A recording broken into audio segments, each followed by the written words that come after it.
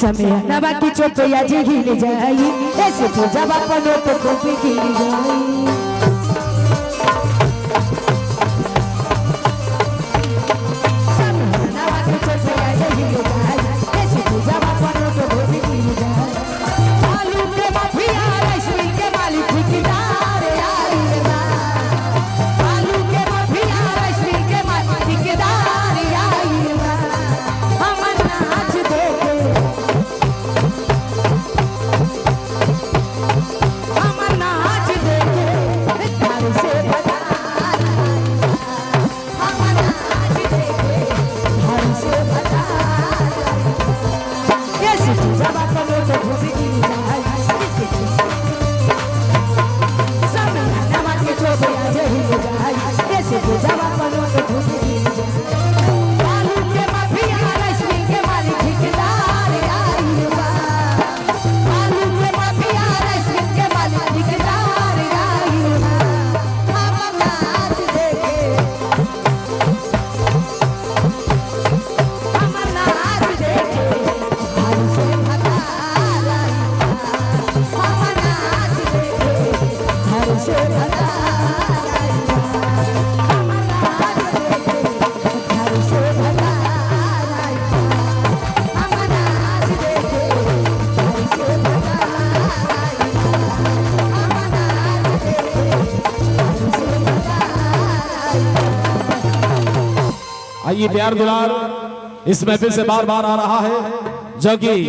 बड़े भाई देव कुमार जी लाला चक के माध्यम से प्यार पुरस्कार दिए हैं।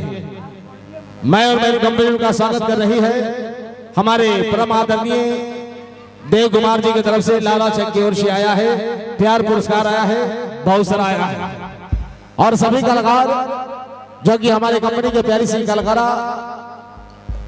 प्रियंका जी, सपना जी, प्रिया जी और हमारे भोजपुरी ज्ञानमान साहब, सुपरस्टार पारो जी और साथ ही साथ किरण रानी, ये सभी कलाकार आपके सेवा में हैं। गीत और संगीत का भरपूर आप लोग लुत्फ उठाइए, मजा उठाइए और पारो जी एक प्यारा सा लचका जो कि अपने अल्फाज के माध्यम से इस महफिल में रखिए। किरण जी और साथ ही साथ प्रियंका जी से मैं चाहूंगा।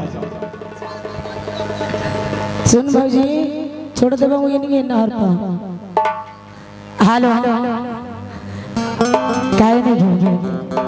हाल में सुना सुना को दूर का के दियो क्या कहती हो हेलो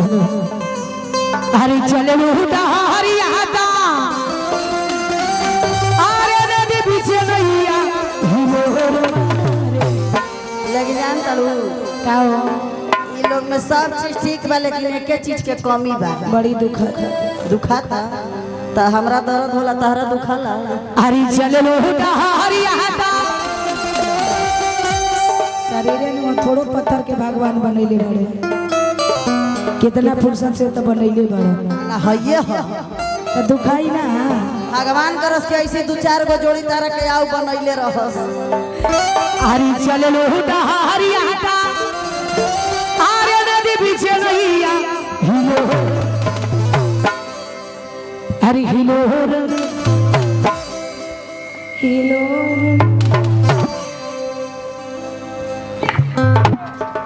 ऐसे ना करनी बेचारा नीमक छोड़ ले बड़ा हरी हिलो कारी हैया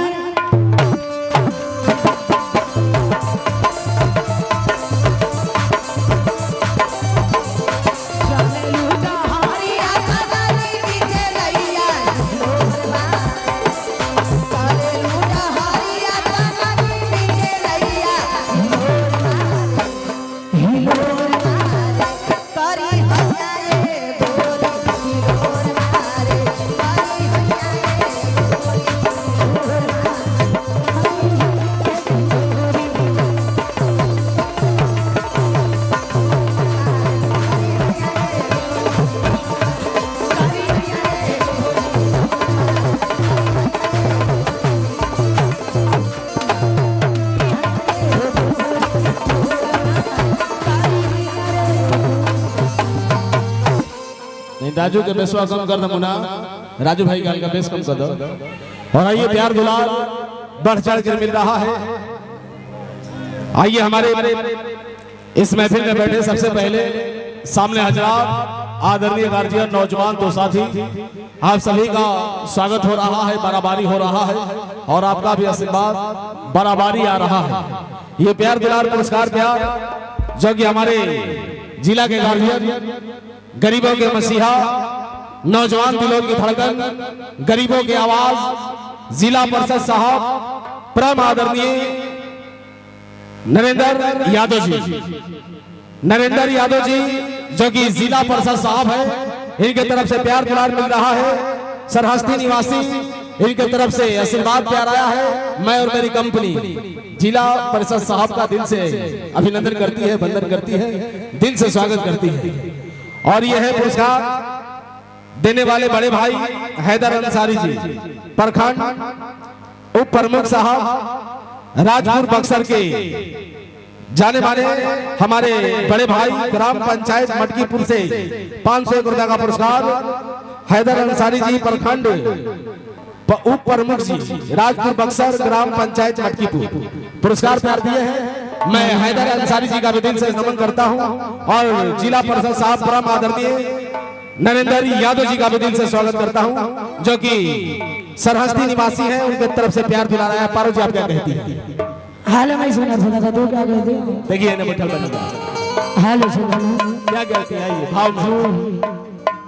हाल सुना हाल हाल हाल सुना